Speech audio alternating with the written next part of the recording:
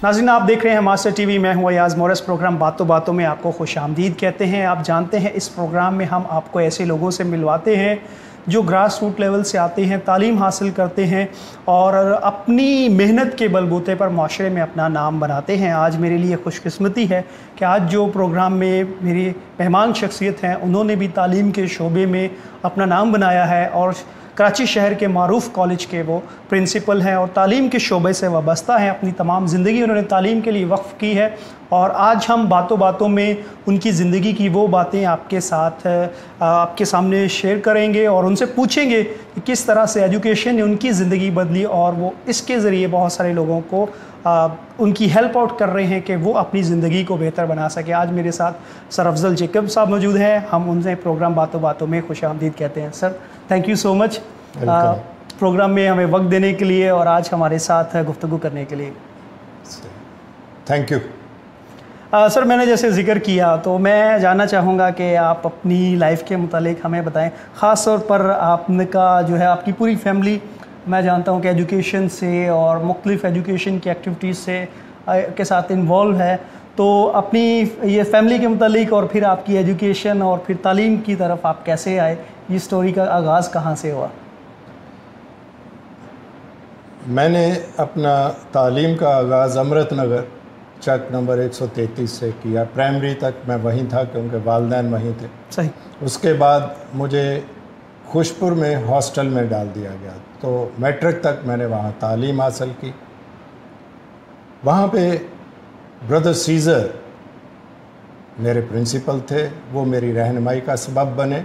उन्होंने जिस तरह से वो खिदमत करते थे मेरे दिल में भी जज्बा डाला। फिर उसके बाद मैं कॉलेज में गया। कॉलेज मैंने खानेवाल से किया। फिर उसी दौरान मैंने टेक्निकल ट्रेनिंग 2 साल वोकेशनल कोर्स किया और उसी दौरान मैंने फिर बीए इंटर किया हुआ था, बीए में दाखिला लिया और बीए करने के बाद मैंने देखा कि मेरा रुझान और मेरे जो सारी दिली ख्वाहिशात है कि मैं किसी तरह तालीम और ख़ास तौर पर गरीब लोगों के लिए कर सकूं, तो मैंने इसको चुना। फिर मैंने लासाल ब्रदर्स को ज्वाइन किया और तरबियत के लिए 2 साल मलेशिया में सेंट जोसेफ ट्रेनिंग कॉलेज में पढ़ता भी रहा और तरबियत हासिल। एक ऑफ़र हुई फादर लिगरी और सिस्टर रीटा, दोनों श्रीलंका ने, तो उन्होंने कहा कि आपने लासाल ब्रदर को छोड़ा है और अब हमारे पास एक चांस है कि आप गरीब लोगों की मदद कर सकते हैं।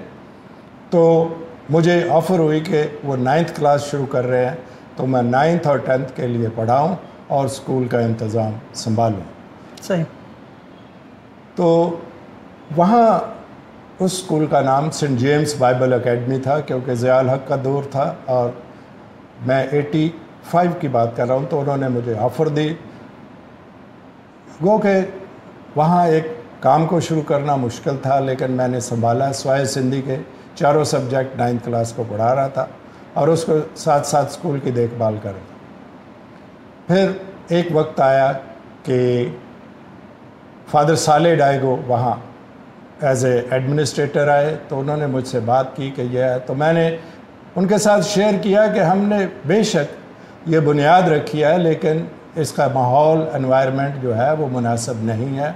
हमें बहुत से गंदी जगह से गुज़र के आना पड़ता है लोगों को, लेकिन आहिस्ता आहिस्ता शाऊर आने की बदौलत हमने कराची डायसिस, ख़ास तौर पर कार्डिनल की दिलचस्पी, बिशप लोबो की मदद और फादर जो पॉल की कुर्बानी से हम 1996 में सेंट जूड हाई स्कूल के कैंपस में शिफ्ट हुए और सेंट जेम्स बाइबल एकेडमी का नाम तर्क करते हुए हमने Saint Jude high school afternoon shift का आगाज़ किया।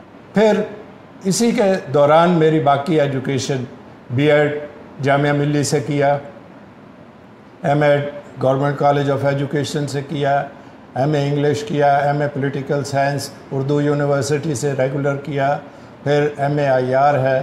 फिर मीन टाइम जो मेरे लिए ये तरक्की के जो एजुकेशन का मामला है उसमें हमेशा कोई ना कोई थी। पीटर, मेरा छोटा भाई पीटर जेकब, जो LLB करने कराची आया हुआ था, मेरे पास रहता था। सही।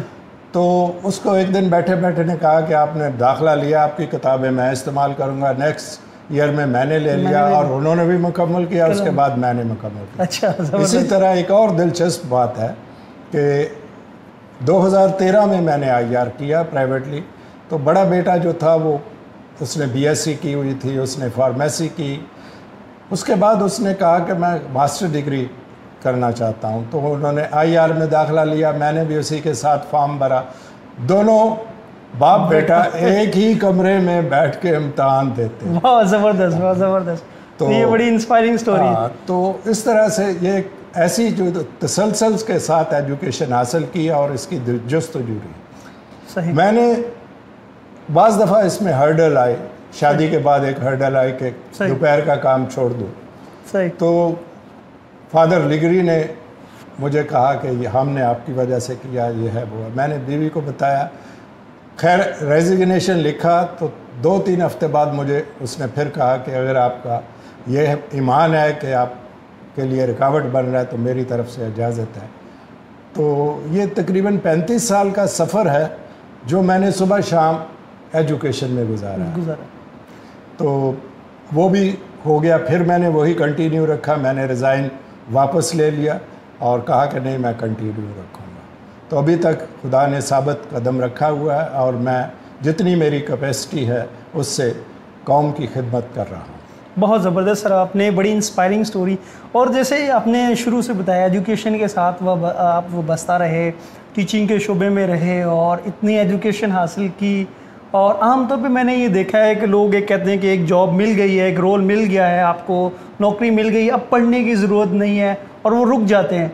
आपने ये सफ़र, ये तसलसल जारी रखा, ये कितना मददगार साबित हुआ आपके लिए मुस्तकबिल में? और कंटिन्यू लर्निंग से आपको जो है वो जदीद ट्रेंड वो सीखने को मिले और आप उसके ज़रिए नौजवानों को, लोगों को मुतहरक कर सके कि ज़िंदगी में सीखने का अमल जो है वो रुकता नहीं है।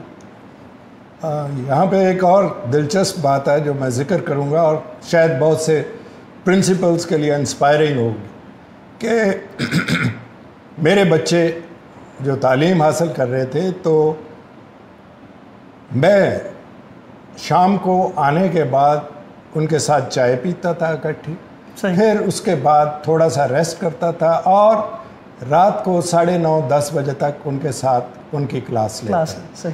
और बहुत दफ़ा बात सुनने को मिलती थी, बीवी कहती थी कि ये तीसरा स्कूल है। सही। तो ये इंस्पायरिंग है कि हमें कोशिश करनी चाहिए। सही। मैं बड़े फ़ख्र से कहता हूँ कि उस मेहनत की वजह से मेरे 2 बच्चे MBBS हैं, एक फार्म D किए हुए हैं। ज़बरदस्त। तो 3 मेडिकल लाइन, शायद माँ की वजह से, लेकिन वो कुछ ना कुछ बने। हमारे माँ बाप बहुत पढ़ जाते हैं लेकिन आगे फैमिली नहीं। सही सर। जी कंटिन्यू। इसके अलावा मैं एक और बात जो बताऊंगा कि जो शर्म की बात नहीं है, हमारे जो पहाड़गंज में मेरा सारी खिदमत है 30-32 साल, उसमें ये था कि वहाँ के लोग ज़्यादातर मेहनती और गली कुचियों की सफाई और ये वो करते थे, उनमें तब्दीली नहीं थी। मेरे पास ऐसे बच्चे आते थे जिनके साइकिल के पीछे झाड़ू बांधते थे, वो फ़ौरन काम से आके फेंक के साइकिल तैयार होके स्कूल आते थे आफ्टरनून। तो उसके बाद अब अगर कोई जानबदार सर्वे कराया जाए तो पहाड़गंज की तब्दीली, गो बुराइयाँ बहुत बढ़ गई हैं वहाँ भी, लेकिन एक है कि वहाँ नर्सेज, पैरामेडिकल स्टाफ और छोटे मोटे आर्ट जॉब वाले बहुत लोग हो गए हैं। उन्होंने अपनी ज़िंदगी का तर्ज़ अमल बदला है, रहाइश भी बदली, सोच भी बदली है, और ये एक तब्दीली है माशरे में, एक फ़र्स्ट स्टेप है for the progress of community. सही सर, बिल्कुल, बहुत ज़बरदस्त आपने, क्योंकि मैं यहाँ एक और बड़ा इंटरेस्टिंग पॉइंट जो आपने ज़िक्र किया है, क्योंकि आप ख़ुद तालीम के शोबे से वाबस्ता हैं, उस्ताद रहे, और आपने जैसे बताया मॉर्निंग शिफ्ट और आफ्टरनून शिफ्ट के बाद आप जब घर पे जाते थे, अक्सर जब इस तरह की मसरूफियात होती हैं तो ख़ास तौर पे जो प्रोफेशनल लोग होते हैं वो फैमिली को उतना टाइम नहीं देते, जिसकी वजह से बच्चों की तरबियत जो है वो एक कई उसमें खला रह जाता है, और वो बच्चा वो बच्चे जो हैं वो आपके रोल मॉडल पर, जो आपके नमूने को फॉलो नहीं कर सकते। मैं यहाँ ये चाहूँगा, क्योंकि आपने जिस तरह ये बताया कि आपने अपने बच्चों के साथ वक्त गुजारा और उनको एजुकेशन दी, कि वो लोग जो अपनी प्रोफेशनल ज़िम्मेदारियों की वजह से अपनी फैमिली की ज़िम्मेदारियाँ भूल जाते हैं, उनके लिए कितना ज़रूरी है कि वो अपनी प्रोफेशनल ज़िम्मेदारियों के साथ साथ अपनी फैमिली के लिए भी उतना ही टाइम दे, ताकि वो अपनी जो औलाद सबसे बड़ी उनकी नेमत है, जो उनकी सबसे बड़ा सरमाया है, उसको है वक्त दे सके।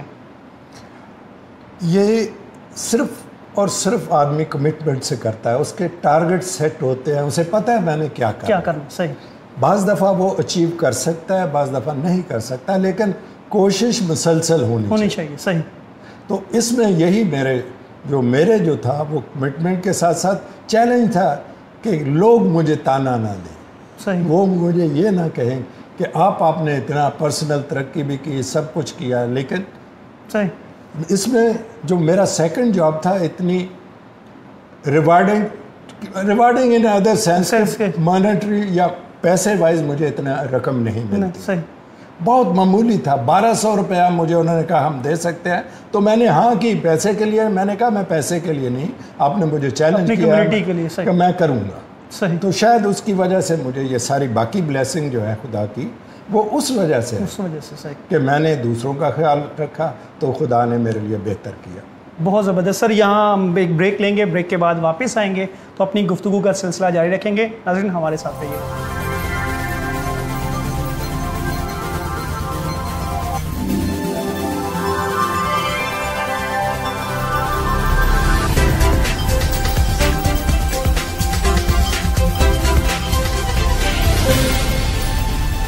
वेलकम बैक नाज़रीन, आप देख रहे हैं मास्टर टीवी प्रोग्राम बातों बातों में अयाज़ मोरस के साथ। और आज जो हमारे मेहमान हैं सर अफजल जैकब हैं, उनसे हमारी गुफ्तगू का सिलसिला जारी था और उनकी ज़िंदगी के बहुत ज़बरदस्त पहलू हमने जाने हैं और अब वापस अपनी गुफ्तगू का सिलसिला उनसे जारी रखेंगे। सर जैसे मैंने प्रोग्राम से पहले आपने बताया कितना ज़रूरी होता है कि आपकी जो फैमिली लाइफ है या जो आपका लाइफ पार्टनर है वो आपको सपोर्ट करता है, तो आपकी प्रोफेशनल ज़िंदगी में और आपकी फैमिली लाइफ में आपके लिए कामयाबियाँ और आपके लिए आसानियाँ पैदा होती हैं। मैंने पहले भी जिक्र किया, अब भी यही कहता हूँ कि सारे कामों में खुदा की मर्ज़ी शामिल होती है और उसके साथ साथ फैमिली सपोर्ट भी चाहिए। गो के मेरी शादी जो थी वो एक प्रोफेशनल नर्स के साथ हुई, लेकिन खुदा की मेहरबानी से, खुदा की बरकतों से उसने भी हर तरह से कोऑपरेशन किया और वो ख़ुद भी एक ज़हीन औरत होने के नाते से बहुत जल्दी तरक्की की मनाज़िल तय करती हुई नर्सिंग के आखिरी शोबे में यानी चीफ़ ऑफ नर्सिंग सुपरिटेंडेंट बनी। उसकी अपनी ज़ाती मेहनत भी थी, लेकिन उसके साथ साथ हमने अपने घर में ख्याल किया। इसकी मिसाल ये है कि अगर कहीं जाके आप हॉस्पिटल में उसके बारे में पूछें या एज ए फैमिली जब वहाँ रिहाइश पजीर थे, तकरीबन हम 32 साल अब्बासी शहीद में गुजारे हैं गवर्नमेंट रेजिडेंस में, तो वहाँ से पता चलता है कि वो किस तरह सपोर्टिव थी, किस तरह उसमें स्किलफुल थी। और वो उन हालात में जबकि शहर के हालात खराब ख़तरनाक थे, वो उसने बड़ी दिलेरी से और अक्लमंदी से वहाँ काम किया और एक अच्छा नाम मसीहों का छोड़ा। बल्कि उसकी एक और बड़ी खिदमत ये थी कि जो ही वो अब्बासी शहीद में चीफ़ बन के आई आज से 10 साल पहले, तो उसने वो जो फोर्स कन्वर्जन वाले सिलसिले को कंट्रोल किया कि लड़कियां बहुत जल्दी शादी कर लेती थी और अपनी प्रोफेशनल स्टडीज़ को जो है वो कंटिन्यू कर नहीं पाती थी।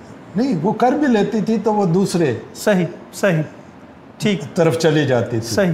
तो उसने उस पर बहुत उनकी काउंसलिंग की और उनको रोका और तकरीबन 80-90% तक वो काम रुक गया। सही। तो ये भी मैं कहता हूँ कि बड़ी कुर्बानी थी और उसने ख़ानदान को बहुत अच्छी तरीके से संभाला। सही। और जहाँ ज़रूरत थी मेरी मदद भी की।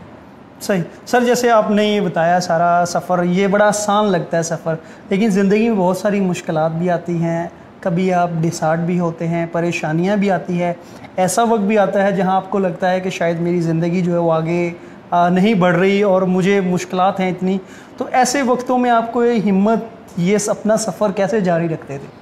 जैसे आपने मेरे से बात की तो मैं ये फैमिली भी सपोर्ट करती है। मैं एक छोटा सा वाक़या आपको बताता हूँ। सही। कि 5 साल पहले सेंट जूड में एक वाक़या पेश आया कि एक बच्चा पठानों का, बराबर वालों का, स्कूल से निकल के गया, वापस आया, दीवार पे चढ़ा, कूदा, वहाँ एक ड्राई वेल था, उसमें गिरा और उसका जो ऊपर वाला ढकना था वो टूट गया, वो नीचे दब के मर गया। लेकिन मैं कहता हूँ कि खुदा मदद करता है। मैं अपने स्कूल में अपनी जगह पे उस कुएं के पास खड़ा रहा। मुझे पता था बच्चा मर गया, लेकिन मैं नहीं हिला। तकरीबन 3 से 4 हज़ार पठान जो थे स्कूल के ग्राउंड में मौजूद थे। ज़रा सी आग कोई लगाता तो सारा वो तोड़ फोड़ कर देते, लेकिन कुछ नहीं हुआ। मैं उनके साथ रहा और इमरजेंसी में आभासी बीवी को फ़ोन किया, उन्होंने अरेंजमेंट किया ट्रामा में। ये उन्हें भी पता था, लेकिन उन्होंने उसको बड़े अच्छे तरीके से उन्हें समझाया और वो किया। और वो मेरे लिए बहुत हिम्मत अफजा हुआ, जो कि मुझे भी वो मार सकते थे, मुझे भी जला सकते थे, लेकिन मैं वहाँ कायम रहा। सही। तो ये एक बहुत बड़ी गवाही है। और उसके साथ साथ वालिदैन ने मुझे स्टाम्प पेपर पे लिख के दिया कि इंतज़ामिया का और प्रिंसिपल का कोई रोल नहीं, ये खुदा की मर्ज़ी थी। सही। Which is very difficult. बिल्कुल, हाँ, ये हम समझते हैं, जानते हैं कि इस तरह के वाक़यात में बहुत मुश्किल होता है। सर, मैं चाहूँगा आप उन वालिदैन को जो अपने बच्चों को तालीम दिलाना चाहते हैं, जो समझते हैं कि उनके माली हालात इतने अच्छे नहीं हैं या मुश्किलात हैं बहुत ज़्यादा, लेकिन उनका ख्वाब है, उनका विज़न है कि उनके बच्चे तालीम हासिल करें, आप उनको क्या पैगाम देंगे? मेरे ख़्याल में माँ बाप एक प्रॉपर तरीके से अप्रोच करें, सही, तो जायज़ मसले हल हो जाते हैं। सही। कोई भी हमारा स्कूल या इंतज़ामिया इतनी ज़ालिम नहीं कि वो सिर्फ पैसे की खातिर ही बच्चे के मौके जाए। सही। दूसरा, माँ बाप को चाहिए कि शुरू से ही इनके अलहदा अखराजात के जोड़ने बचपन से। वो जब होगा एक माकूल रकम होगी, या फिर उसके लिए अपनी मेहनत में इजाफा करें। जिस तरह मैं अपनी मिसाल देता हूँ, मैंने मेहनत में इजाफा किया तो वो खुदा खुद देखता है कि हमारी ज़रूरियात क्या है। हमें कोशिश तो करनी है। बिल्कुल सही। खटखटाना तो है, फिर खोला जाएगा। तो इसके ये हैं। फिर ठीक है, जो लोग साहिब हैसियत है वो मिलके कोई तंजीम बना लें, वो कंट्रीब्यूट करें। ऐसे लोग हैं जो मदद भी करना चाहते हैं, लेकिन हमें माकूल आदमी नहीं मिलता या माकूल लोग नहीं मिलते जो मिलके ये सारे करें। तो इसके लिए थोड़ी सी हमारे लोगों में अवेयरनेस की ज़रूरत है, प्रोग्राम बनाने की ज़रूरत है, और अपने जो हमारे में सलाहियतें हैं उनको शेयर करने की, आप एक दूसरे के साथ मिल के बैठने की। हमें ये भी बहुत कमी है कि अगर मैंने कोई बन गया हूँ तो मैं दूसरों से मिलना पसंद नहीं करता, दूसरों के साथ अपने टैलेंट नहीं शेयर करता। तो ये ज़रूरत है इन चीज़ों की, और आगाही के प्रोग्राम ऐसे होने चाहिए। सही। Thank you so much sir, आपके कीमती वक्त का और आपकी सारी गुफ्तगू का, जो आपने इतने ही ज़बरदस्त तरीके से अपनी ज़िंदगी के वो तजुर्बात और वो बातें शेयर की जो यकीनी तौर पर हमारे देखने वाले हैं उनकी ज़िंदगी में बहुत वैल्यू ऐड कर सकती है। और हमारा प्रोग्रामों को इस तरह के मुनक्किद करना, इस तरह की संजीदा प्रोग्रामों को और इस तरह की संजीदा तालीमी और इस तरह की शख्सियात को उनके साथ बात करने का मकसद ये होता है कि हम माशरे में बेहतरी ला सकें, माशरे में उन पहलुओं पर गुफ्तगू करें जिन पर बहुत कम बात की जाती है, और उन बातों के बारे में लोगों को बताएं जिनका जानना आज के दौर में लोगों के लिए बहुत ज़रूरी है कि वो कैसे अपने माशरे में आगे ग्रो कर सकते हैं, तरक्की कर सकते हैं। और उन लोगों की ज़िंदगियों से सीखना जिन्होंने मेहनत की है, जिन्होंने अपनी ज़िंदगी से साबित किया है कि अगर आप मेहनत करते हैं, आप में जज्बा है और आप में कमिटमेंट है और आप कुर्बानी देने के लिए तैयार हैं, तो इस ज़िंदगी में आपके लिए वो तमाम जो है वो रास्ते खुले हैं, वो अपॉर्चुनिटीज़ हैं जिन्हें आप अवेल करते हुए माशरे में बेहतर मुकाम और इज़्ज़त हासिल कर सकते हैं। आज के प्रोग्राम में आपसे इजाज़त चाहेंगे और आपसे रिक्वेस्ट करेंगे कि हमारे YouTube चैनल को सब्सक्राइब करें और इसे लाइक करें, शेयर करें, ताकि हमारा ये काम दूसरे लोगों तक पहुँचे और हमारा ये पैगाम लोगों की ज़िंदगियों को बदलने में मददगार साबित हो। आप सबका बहुत शुक्रिया। Thank you very much.